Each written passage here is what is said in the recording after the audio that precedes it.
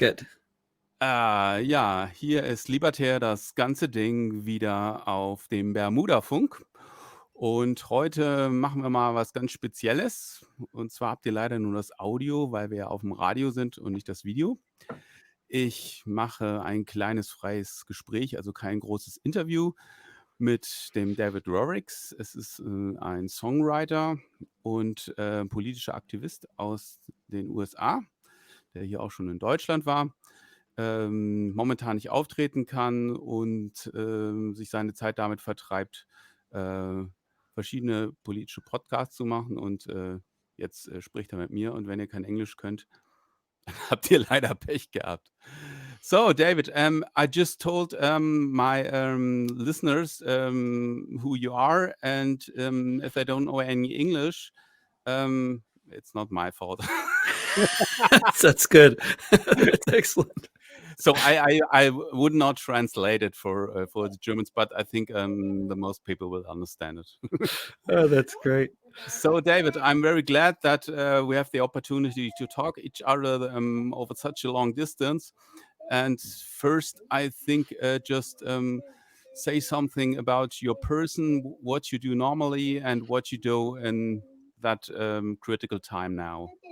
Yeah, normally I'm a touring singer-songwriter and mainly travel around Northern Europe and do concert tours and write songs and record them. And I've been doing podcasting for some years now. And since the pandemic hit, I've become a full-time broadcaster, basically hosting an online open mic and a interview show 4 days of the week, and still writing songs, but not touring anymore because obvious reasons. You know?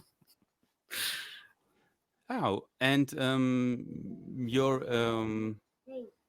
do you call yourself an anarchist? Would you say that? Yeah, I would. I just I do call myself an anarchist, and I also rarely introduce myself as an anarchist because I'd rather people understand my political perspective from more detailed presentation than just the word, which most people don't understand what it means anyway. So it's I had the same problems for a lot of years because a lot of people don't know what anarchism is. Most people think anarchism is. My teacher told me anarchism is if you go over the street when the traffic light is red. yeah, right. That is anarchism, and people think anarchism is totally chaos, but I think it's the opposite. Yeah, absolutely. I mean, I think crossing when the light is red, especially in the German context, is a very dangerous thing to do. You're endangering people around you. And I learned very early because I grew up in the New York area, and everybody jaywalks, nobody pays attention to the lights. And just like in England, and it's very dangerous, and people die because of that. And I don't know why people, have such disregard for their own lives in places like England and New York.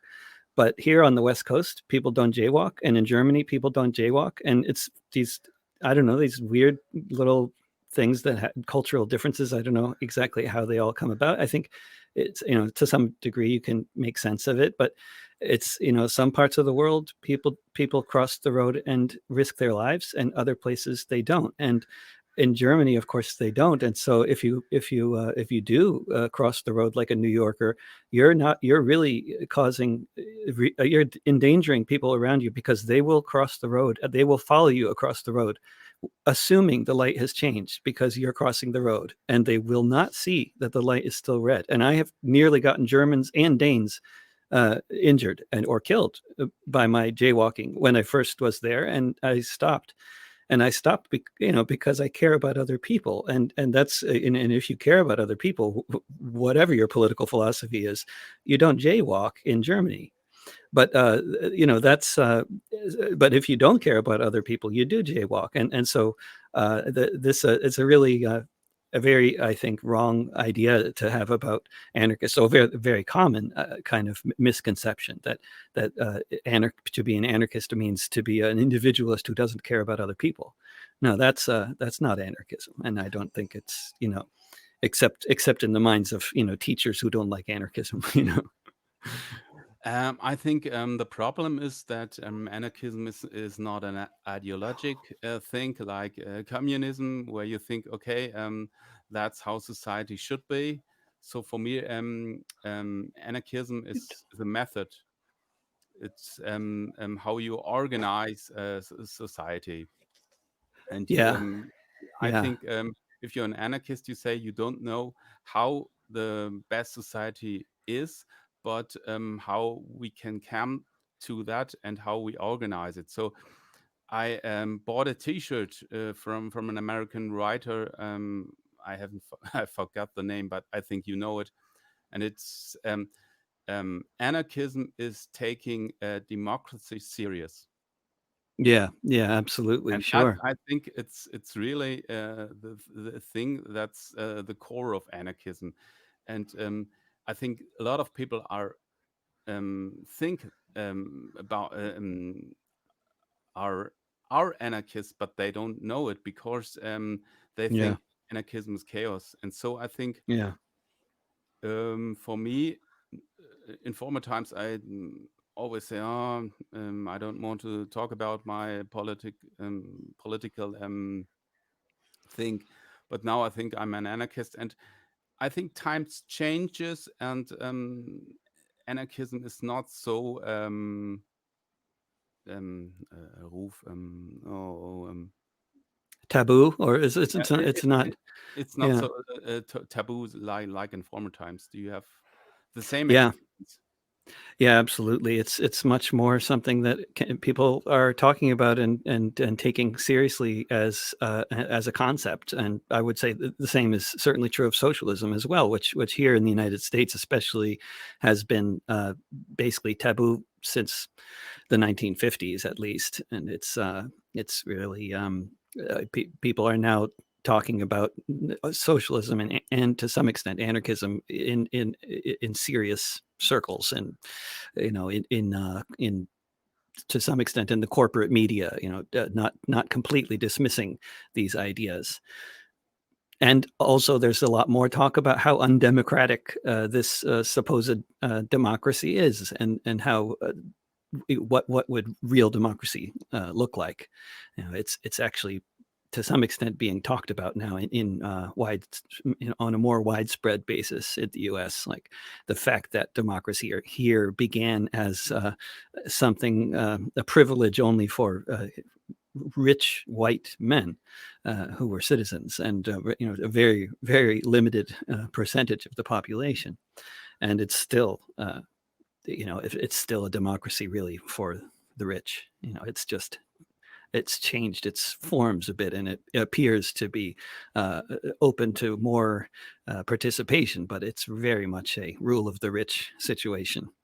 And of course, we're such a long way from any kind of social democracy, let alone any kind of real full democracy that we might call anarchism. But yeah, at this point in this country, social democracy would be a massive step forward. Yes, I also think we have to go little steps. And I think the problem here also in Germany is most people say, I don't want to be involved in politics. They always say, "Oh, the politicians are all bad." And I'd say, okay, if the politicians are all bad, then do it better, do something. And they just say, Mrs. Merkel is bad, or I don't know. And I think if you're not do something better, you don't have the right to be against these politicians, because you can exchange them. But what I think, it's little things. If you don't buy plastic bags, or if you don't buy big cars, or any, but these little steps most people don't go. but they can do something. And I think perhaps it's a chance in these academic times that people more think about these little step. Do you think? I mean, I would say that nothing wrong with taking those little steps, and it's also important to do to set an example for how you can live better. But I think that what's really important is that people realize that in addition to participating in the democratic process to whatever extent it exists in your country, and I'd say in Germany, I would be much more excited about participating in the democratic process than here, because the democracy we have is extremely primitive. You know, this two-party state that basically has no capacity to be anything more than a two-party state. And both parties are the same basically in terms of like they're all run by, it's basically mostly rich people in the Congress, and the Democrats are actually even richer than the Republicans on average, just by a little bit. Okay. But $4,000 net worth richer than the Republicans on average. You know, just I mean, it's just worth noting because most people would assume it would be the other way. It's not. Mhm. But I think what's really important is that people realize that here and around the world, really, what really changes governments other than elections is direct action. And I think you have loads of great examples of direct action having a tremendous impact on government policy in recent German history, with the anti-nuclear movement and the squatting movement, to take two very important examples that are often, especially with the squatting movement, it's often derided in mainstream circles as just a bunch of privileged punks or whatever. But I think the squatting movement had a tremendous and very important impact on European society generally. That would be hard to overstate, and it had nothing to do with participating in democracy, and you know, in politics. You know, Yeah, I'm original. I was born in Hamburg, and the baby woke up, wait, but I'm still here. I was. If there is something with the baby and you have to finish, it's okay. Then No, I don't have to finish. I think her mom will come in and okay. take her, but she might wait until she starts making more noise. I'm not sure. No, I was born in Hamburg, and now I'm living in the southern part of Germany, where you also been there in Besigheim nearby. Right. And I'm grown up in Hamburg, and there was the squatting thing about the Hafenstraße Oh yeah, Hafenstrasse. and Yeah. and the Rote Flora. And this is really a strong movement, and they are now in that houses since the 1980s, and they really defend it. And I think they have got my honor to do that. Yeah. I'm not the fighting one, but I think that's great. I'm just more filming. Yeah, there's so many different important roles to play in any kind of struggle, but yeah, I mean, just holding on to the buildings like Hafenstrasse and keeping them occupied, and keeping the defenses, you know, building the barricades. I mean, you know, you don't have to be one of the ones throwing things at the police. There's a lot of other important ways to participate, not to downplay that role, which is, I think, also important in many situations. But I mean, the housing policies in places like Germany, who knows how bad things might have gotten at this point in terms of neoliberalism and austerity budgets.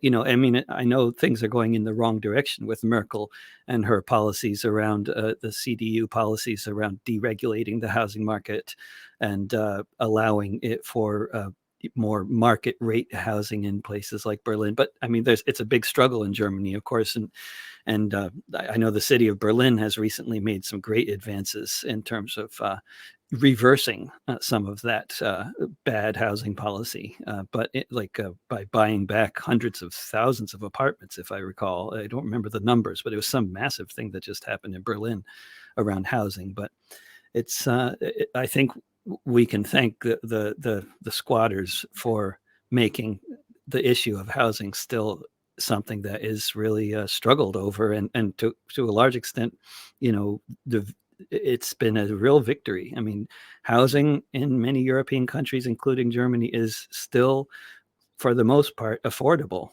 Mhm. And I mean, it's not something we can take for granted, but the situation is so much better there, I think, because of, you know, those kinds of social movements. That's part of why it's better.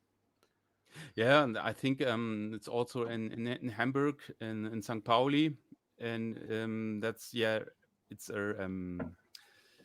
Yeah, a place where a lot of clubs, venues are, and a lot of poor people live in, and it's the heart of Hamburg, and you could a few years ago you could live there for cheap money. Now all the advertisement agencies and the extraction of the harbor and so and Hamburg, world city and so on. yeah, Uh, it's and changed a lot for the yeah, worse, for and sure. and I'm very sad because it's my hometown that Yeah, these old St. Pauli with the little clubs, and also because of Corona, these little clubs are dying, and yeah, I hope that the government they just support the big ones, the the car sellers, Mercedes, BMW, the Lufthansa, and so they get the money. And I think the little clubs and the little yeah. shops, They're looking at going out of business, right? yeah, And yeah, yeah, and this is, I've also heard about this happening in Belgium and the Netherlands, that they're bailing out the big companies, but the little clubs are at risk of going out of business. Here in the United States, I think that there is an estimate from some restaurant association person I heard on the radio that 85% of restaurants in the US are probably going to go out of business. oh, oh. And the other topic that many German people are also afraid of is how it's going on in the US with the politics, with this fucking guy Trump. A lot of people in Germany don't understand why people voted him. They don't, and why now, because of his behavior and what he's done, are still there people that are in favor of him. And I also don't understand this. I don't damn all the people in America, because I know there are a lot of people like you that are opposed to it, but I couldn't understand the other ones. Yeah. I mean, of course, it's worth noting that Trump actually lost the election in terms of the popular vote. He lost by 3 million votes, even though the opponent was the weakest possible imperialist neoliberal the Democratic Party could have offered, aside from Joe Biden. You know, so but yeah, and but yeah, I think it's, in order to understand the situation in the U.S. today, I think that you really it helps a lot to have a familiarity with early 20th century German history. You know, because I think that we are in 1933 here in the U.S. and it's not that history is going to repeat, and it's not that, you know, everything's going to turn out the same. We don't know what's going to happen next Mm, year, but the question of whether there's going to be an election in November mm. is a very real question. If there is really an election, and so you think Trump is a little bit like Hitler with the Ermächtigungsgesetz. I don't know the English word.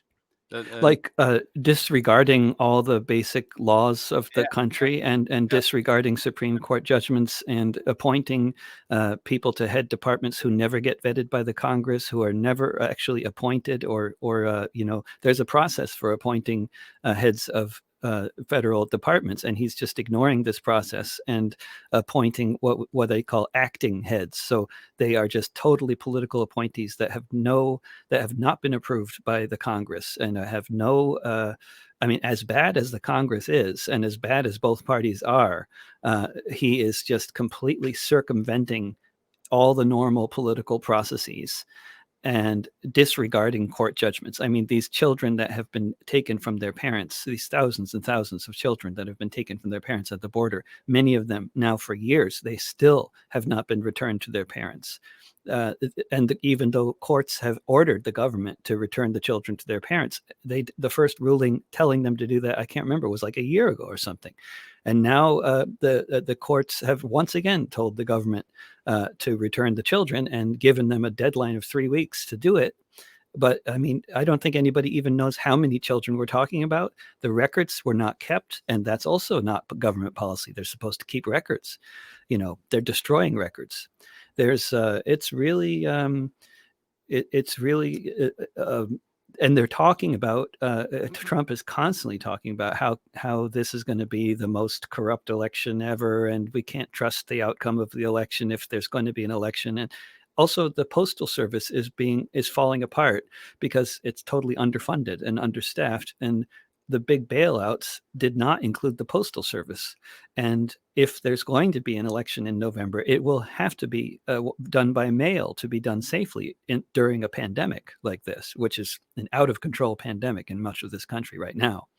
And if there's not a functioning postal service because the government destroys it by not funding it, I mean, there's a lot of ways he can manage to have some kind of supposed, apparently legitimate excuse to cancel the election. I don't know if it's going to happen, but these, I think, are at this point are real questions, and it's too early to tell, what's going to happen. But I mean, with the protests that have been happening over the past few weeks, I mean, Trump has he has done his absolute best to make them as big as possible and as violent as possible. He has, through policy and through his words, done his best to pour fuel on the fires. And you know, it's he's trying to start a civil war, and he's not succeeding. But whether he will succeed is an open question, because we have lots of brown shirts, you know, and they're not very well organized, and it's not a big movement compared to in the 30s in Germany. I think on either side, whether either the left or the right, they're both on the streets. There's nothing to compare to the level of organization of either the left or the right in the 30s in Germany, in the early 30s. But the dynamic is there. And the problem, I think, it's worldwide. More and more leaders are acting like dictators. They are democratic elected, like Yeah. Trump, like Putin, like Orban, and all the other ones. And I And think very notably Modi in India and Bolsonaro in Brazil. I mean, to take two very big countries. Yeah. and I think this is the yes, as you said, and in the 30s and the 20th century in Germany, um, the democracy is going down, and the old nationalism and dictatorship is coming back. And I think all the people that are against that, we have to really unite and do something against it. Also in Germany, the ones that say Mrs. Merkel is shit, that are mostly the right ones. Mrs. Merkel is not the best politician, and so, but in comparison to the other ones, Hmm. she tries to do something. She tries to do for the refugees and so on.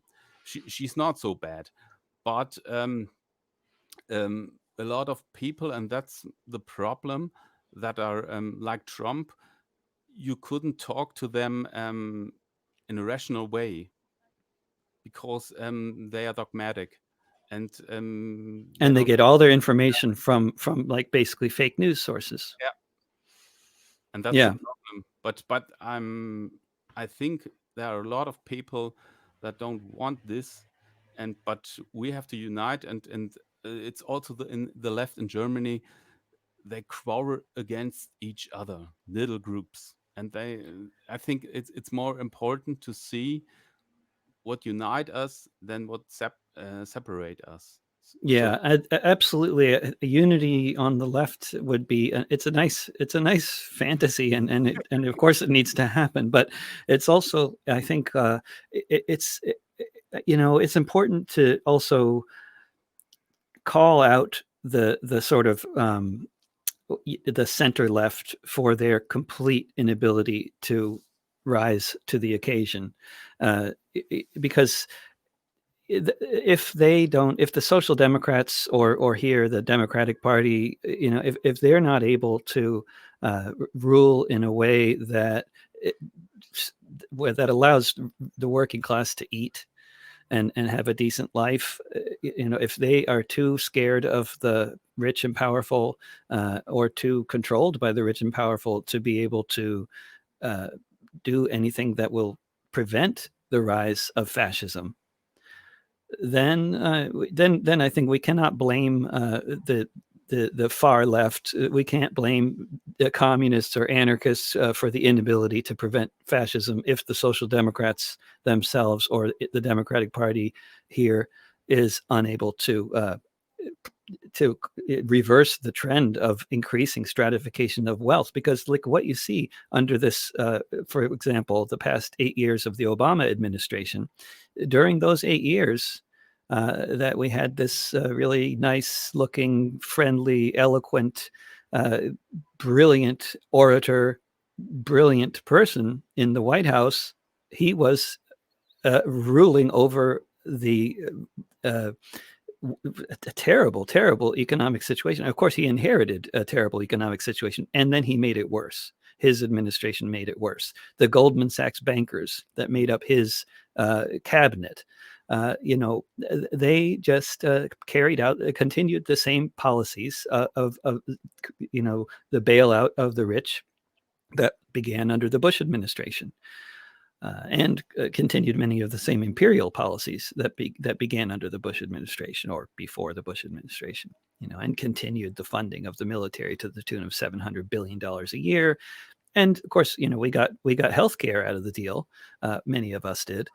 But during those 8 years, throughout this country, especially in certain parts of the country, the cost of housing doubled. So that's what people will remember. That's whether they understand what all the dynamics involved were or not. What people understand clearly from their own personal experiences is that they got poorer and life got harder under Democratic rule, and the same thing happened last time there was a Democrat in power. Although they say the economy was booming in the 90s, it was only booming for people that had lots of stocks. For the working class, things were just getting worse under those 8 years of Bill Clinton. So, and not that things improved under Republicans; they got worse under Republicans too. But what the working class here has been experiencing for the past 50 years or so has been just a constant decline in real wages, and a constant decline in the quality of life, and now actual decline in longevity. We are now living less long than we used to. mm, So maybe not as dramatic as Russia in the 90s, but it is a very dramatic falling apart of society. And when society falls apart, people look for more radical solutions, and the radical solutions that are available do not include the left. I mean, the left and the anarchist movement, and this kind of element has been so locked out of any kind of I mean, we just, the way the police behave. I mean, how the police beat the shit out of Occupy Wall Street all over the country. It was amazing that it lasted as long as it did with that much police brutality going on. And you look at the police brutality happening all over the country now. I mean, the system makes sure that the options are very limited, and the options in terms of what appear to be radical solutions that were available, at least conceivably, were being led by Bernie Sanders and Donald Trump. And the Democratic Party did everything possible to sabotage Bernie Sanders, mhm. both in 2016 and in 2020. So they have handed us Donald Trump. Yes, I think Bernie Sanders would be a opportunity, or especially for the young people that support him. I think them yeah, making politics or making your life as an anarchist. I think it's very hard because I'm an anarchist, but I know we don't have that system, so we have to deal with a faulty system, and we have to act in this, and we have to make um,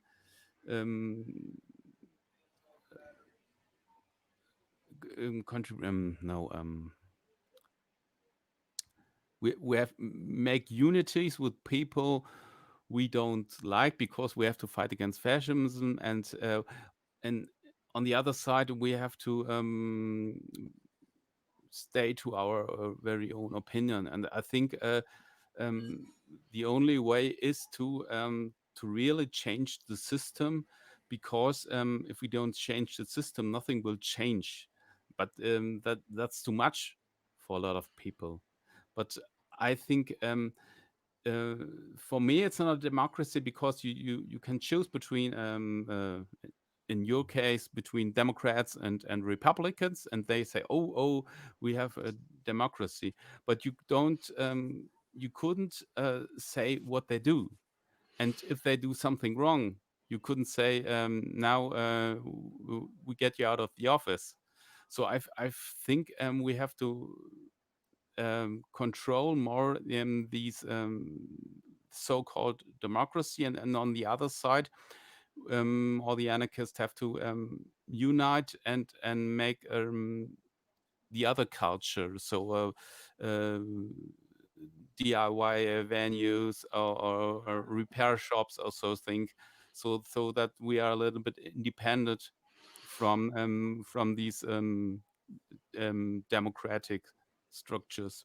Yeah, I totally agree with all that. I mean, we need to do as much as possible. We need to be creating alternatives, alternative models for living and for surviving and for education and for all sorts of different ways. Alternative presses, alternative everything. You know, we need lots of alternative structures that are not part of the capitalist system. But at the same time, I think also, and I think I agree that like at the same time as people are involved with such projects, people can also go to the to vote once a year or whatever, twice a year, whatever it is. It's not going to kill you.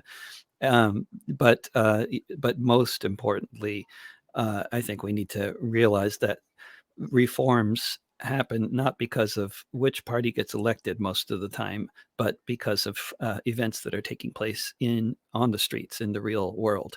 And the fact that you're hearing both leaders of both parties at local and state and federal level all over this country talking every day about racism, institutional racism, police brutality, the budget for the police, whether we have enough social services in a city, and talking about these things.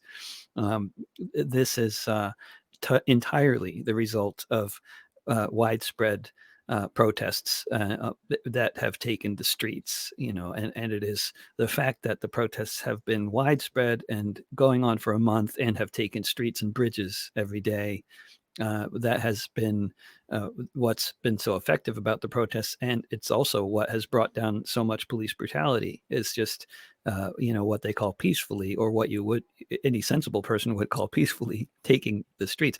Marching down the street here in this country is considered to be an action that warrants violent police repression. And that also, I think, in case people don't understand what's going on here, the police are attacking people for marching down the streets.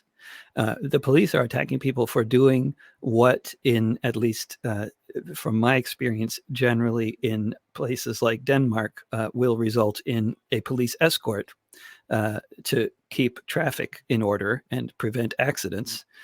What happens here is the police as soon as people are in the street, start attacking them with tear gas, rubber-coated steel bullets, batons, uh, tasers, and sound weapons. And then these unprovoked attacks by the police are causing a lot of people who had no plan to necessarily smash windows or burn stores. This people get angry, and I've seen the same thing happen in many different countries, including in Germany, incidentally, where when the police attack people who had no plan to have a riot, the people will riot. And like in Rostock in 2007, it was quite remarkable at the G8 protests. The people who actually started smashing the cobblestones in the streets of Rostock and throwing them at the police were not the Black Bloc. And I don't know how many people were there or no. It was kids that had no intention of fighting with the police, and they were attacked by the police. And I don't know exactly who started it or why the police started attacking everybody, but it was collective punishment on the part of the police. And it was maybe somebody threw something at them. I don't know. I didn't see that. But what I did see was massive numbers of police just descending on the crowd of marchers. And what was interesting about it at the time was seeing that people were fighting back because they were being attacked, and it was actually the Black Bloc at the time. The autonomous bloc had no plans to fight with the police. They had already agreed that this was going to be a day where they don't do that. This is like the family-friendly march. But you can't have a family-friendly march when you don't know what the police are going to do. And if that's true, much more true here than it is in Germany, but it's true in anywhere where there's a big event taking place. It tends to be, at least in the countries that I'm familiar with, the police are just going to attack people for taking the streets if in many different situations. I think it's very difficult, especially in the US, where we don't understand that the police act like that. If there is nothing, really nothing, and they kill people. I've been on lots of demonstration here in Germany, and I experienced both things. I experienced police. We have got anti-fascist demonstration at the 1st of May. It was in 2011, and we don't do anything, and they put us in a place for about 8 hours where it was really heat, really a hot day. And they arrested people and with no just for fun. And on the other way, I was on the big anarchist demo in Frankfurt against the bank, the big bank, central bank, yeah, Blockupy.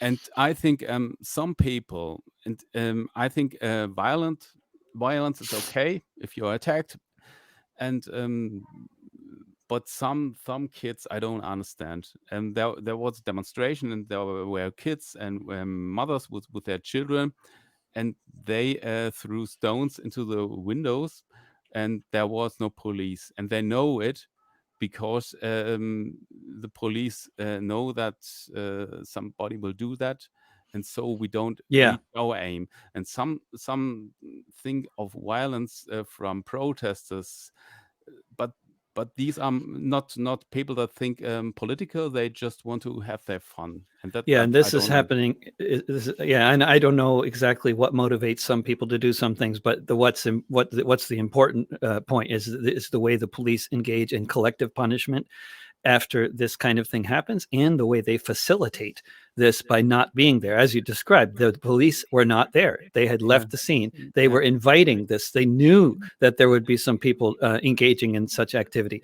And here, all over the country, you find that when people start torching buildings and breaking windows, the police are absent.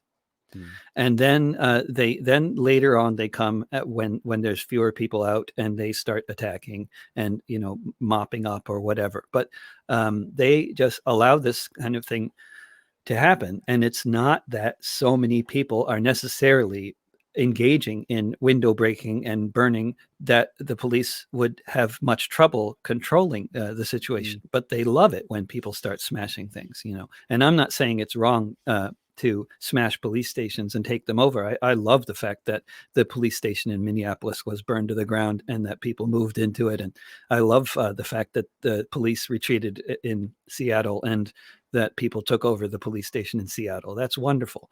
But the authorities, the police, the politicians love it when windows are smashed because they can make themselves look good and look like defenders of law and order, and they can make the potential for a far right takeover more popular among some elements of the population who are scared of Black people and scared of protests and scared of anarchists and watch Fox News and believe everything they're told. Or maybe they've even had bad experiences when they went into the city at some point, and when they're younger, maybe they got mugged at gunpoint, and whatever happened to them, and then they watch Fox News, and it's a whole combination of things that creates this kind of mindset.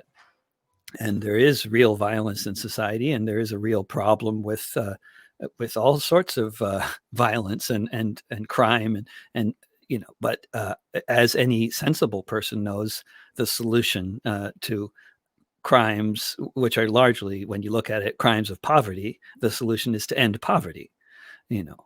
But of course, that's not here in the U.S. That's never been a consensus around that idea, and around this sort of basic idea that most people in most social democratic type countries just take for granted, that of course, if you're going to have poverty, you're going to have crime.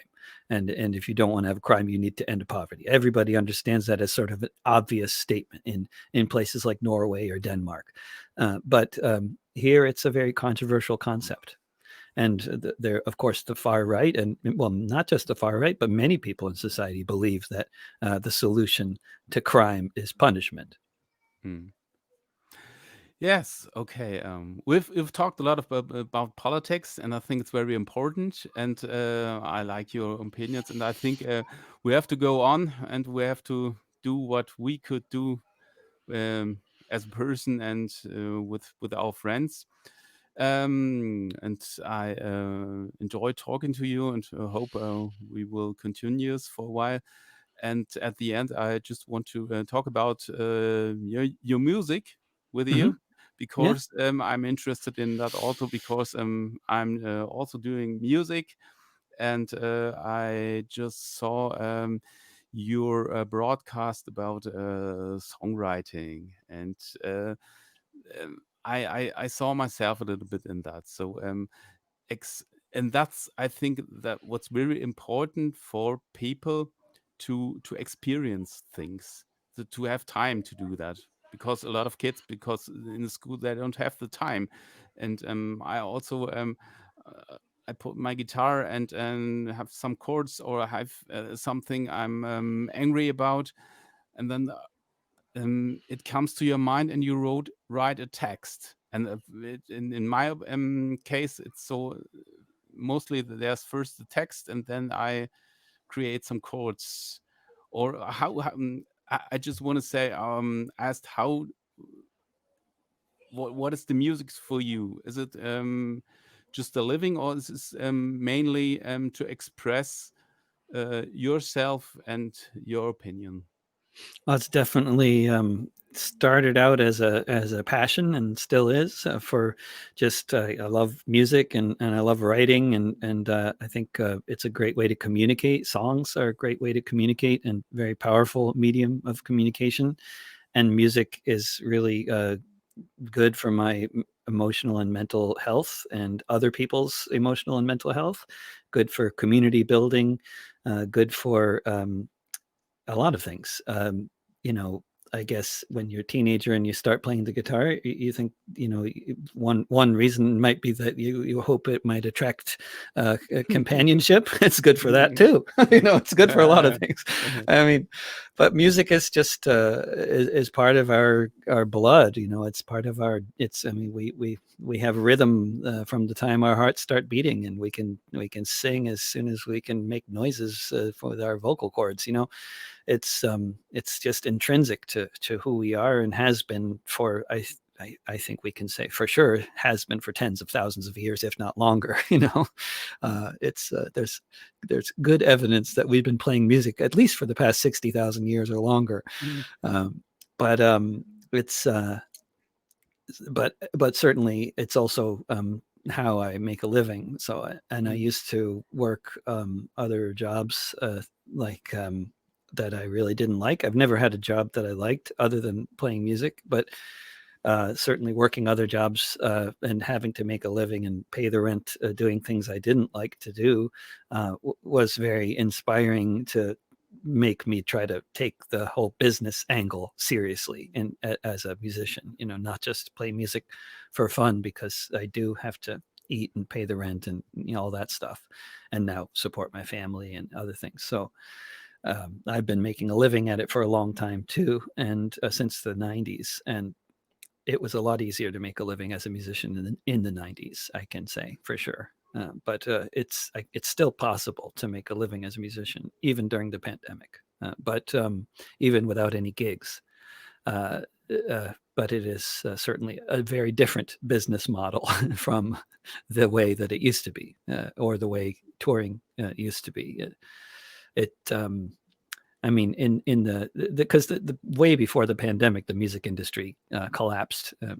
Because of the lack of merch sales. Everything's free online, and that has a lot of good things about it. But in terms of making a living, it's made it a lot harder for a lot of people.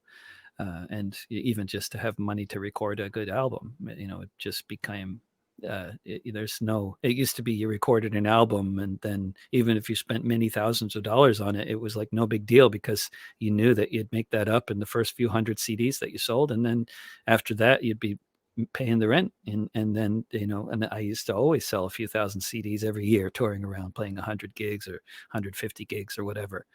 But that's that stopped happening, and then at the same time as that stopped happening, the rent doubled. And then so but it's still possible, but certainly a lot fewer people actually, like on tax forms, like in census data, you find that there's like something like half as many people now as 20 years ago who claim to be professional musicians. And it's not that there's fewer musicians, it's just that there's way fewer of them actually surviving at it.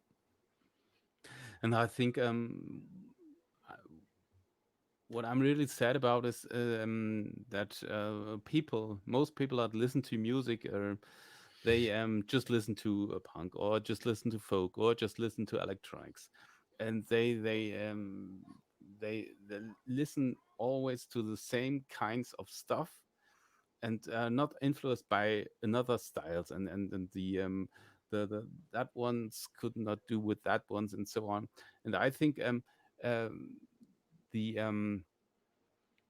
music, for me, it's really to express myself, to my political opinions, my also to deal with my mental health. And I would wish if a lot of people they dare to write songs, because people say, "Oh, I couldn't do this." And I say, I just have some chords and some lyrics, and try it. It must not be perfect, and a lot of people always think it always have to be perfect. And so Hmm. uh, I think making music, um, everyone could do it in his own way. And okay, if you're doing it professional, it's another way. But um, if we make music, it's the people come together, and Yeah. not just the music that the big bands like the Rolling Stones tour over 40 years and do the same stuff, and so on. And there's nothing new, and there are so little bands here also in Germany that don't have the money. They but they make really great creative music. So Yeah, and definitely. so Yeah. so that's a little bit sad, I think. But it is, yeah, it's true that, I mean, I think also when you look at the history of music and the music industry, it seems that basically every time things get really, really stiflingly boring and predictable and formulaic in the music industry, and oftentimes really high tech, very high technical quality, but no real spirit. Mm. And then inevitably things come out of the grassroots to challenge that and to blow it all apart. And I think that you'll that happened with rock music, with the folk revival, and with punk, and with rap. I mean, in hip hop, it's the same phenomenon with many different styles of music that became sometimes very popular, or at least had a big influence. But it was this all of them, all of these new styles that of course became more or less establishment to some extent, but basically these new styles, they all have in common this idea that everybody can do it, that it's just like three chords and the truth, that Yeah. you just need something to beat a drum and then make up poetry, and you got it. You just need a guitar, and that's it. It's very low, low qualifications, and then of course these styles of music sometimes become very, also they change, and they get more technical and more professional quality in different ways. But the idea of everybody being able to do it, and everybody participating, and music being a community thing and not being a mystery, because anybody can do it, and then also anybody can get really good at it. I mean, and there are differences between really good musicians and not so good musicians who maybe just got started or never really took it that seriously. I mean, everybody should play anyway because it's good for them and it's good for their community. But it's also like, I would say you can be somewhat objective in terms of, like, if you're a good songwriter, if you write a good funny song, people will laugh when you sing it. Mm. If they don't laugh, it's not funny. you know so there is some objective, if you write a song about a story that's really sad, and the main character dies in the end, there should be people crying. And even in Germany, they might not be crying loudly, but you should hear some sniffling. Somebody should be getting out their handkerchief, and and then you wrote a good sad song. And I say in Germany because I actually, as a touring artist, I had to learn how to change your expectations depending on what culture you're in, because like in Northern Europe, people do not react loudly to things the way they do in many other countries, like in the US or in Southern Europe. Like, people don't shout as much in the audience, but you learned what enthusiasm means. Sustained applause, that means they really liked you. They don't have to shout after the verses they like. In fact, if anybody does that, somebody's going to look at them like, what's your problem? But it depends on the subculture too. But it's not to generalize too much, but there are definitely differences. Like the first time I was touring anywhere in Northern Europe, I was like, whoa, they all hate me, and then at the end of the show, oh, they just bought 20 CDs. I guess they didn't hate me, but you sort of, you figure it out. Okay, David. Was nice talking to you, and Yeah. I learned a lot about politics and about music, and it really connects both of us, because that are our favorite themes. And I hope we stay in touch and talk some. Oh, my English is my Again. talk again. You're only self-conscious about it because you're talking with me and we're broadcasting. It doesn't matter. I'm working for community radio, and I don't have to be a professional. That's right.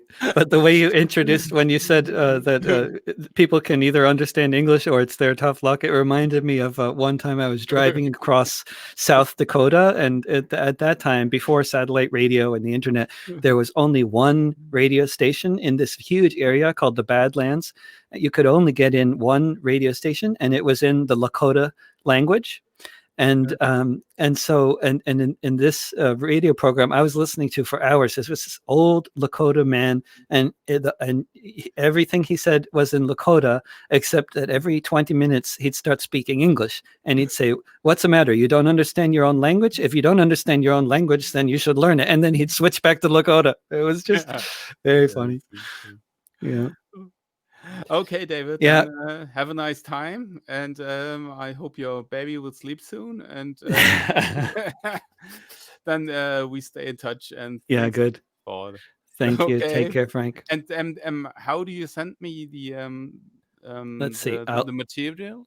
I'll send it to you. I'll just end the broadcast. End broadcast.